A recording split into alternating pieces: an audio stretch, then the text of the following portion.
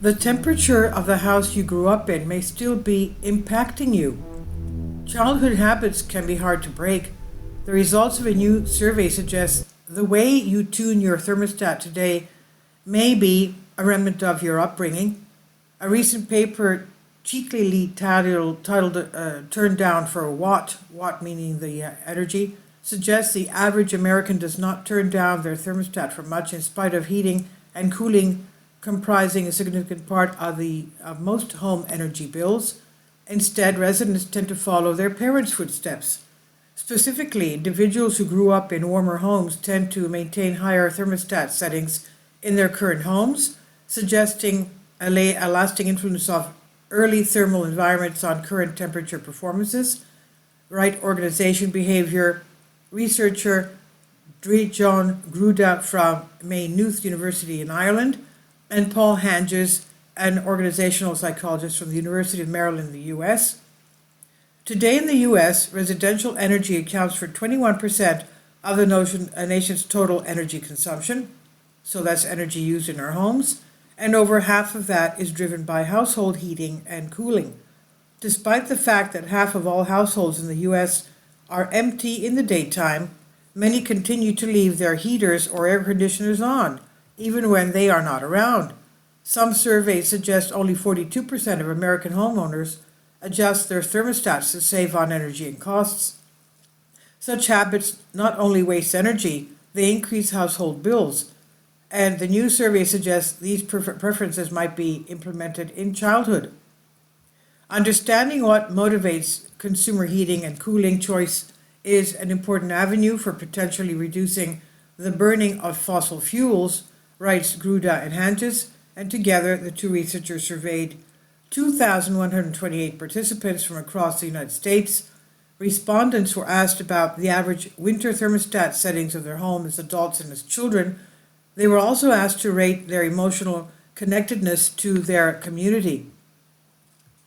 Those participants who now live in colder regions, winter regions, and who grew up in warmer homes maintained that 26.67 degrees Celsius, that's 80 degrees Fahrenheit, like to keep their current home warmer in adulthood than those who grew up in colder childhood homes, maintained at 21.11 degrees Celsius, at 70 degrees Fahrenheit. Even when controlling for race, education, household income, and geographic mobility, the trend held. While childhood habits can be deeply entrenched and difficult to change, Gruda and Hanges note that does not mean they cannot be broken. The degree to which a participant identified or related to their community was found so strongly influence the relationship between a person's current thermostat usage and their upbringing.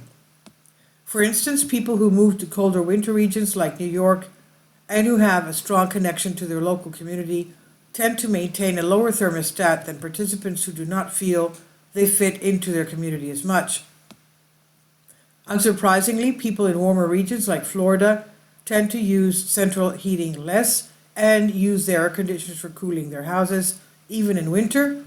But once again, how well a person fits into their community can somewhat break that habit.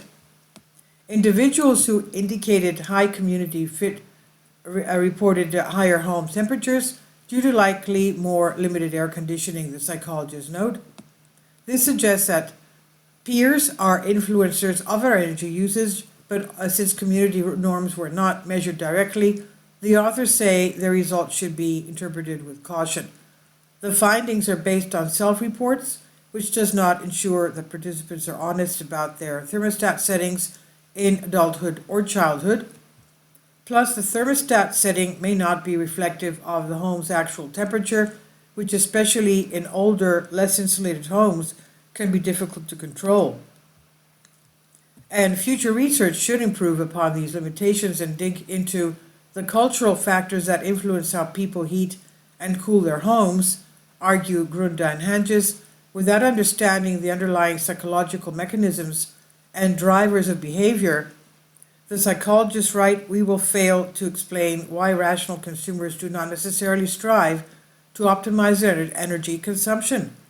The study was published in PLOS Climate. This is on Science Alert by Carly Casella.